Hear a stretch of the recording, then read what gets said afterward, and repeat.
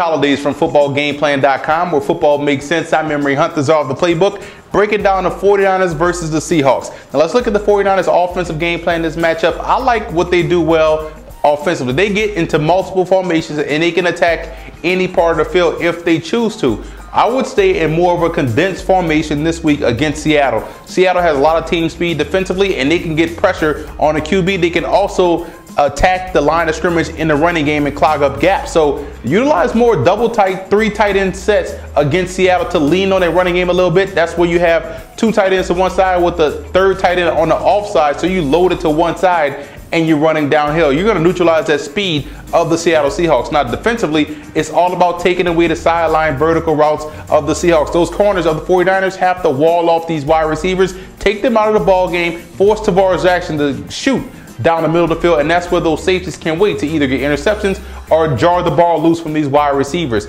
Now, Seattle has to come into this game offensively. You look at what they do well. They spread teams out, and right now, Tavares Jackson is playing some good football right now. Pete Carroll has his whole team playing good football, so they have to make sure they weaken this 49ers pass rush by staying in those 3 and 4 wide receiver sets. What that is going to do is going to put that nickel and or dime corner out there on the island and put the strong safety in a situation where he has to cover, and that's where they can have some success. It also takes another guy out of the box and forces them to run to play nickel defense versus your running game. Now, defensively attacking San Francisco, it's all about beating Frank Gore to the punch. If you beat Frank Gore to the line of scrimmage, you effectively take him out of the ball game, and you put this offense in backed up situations where they're in 2nd and long and 3rd and long, and they don't stretch the football vertically enough to where they can pose a threat if you put them in backed up situations.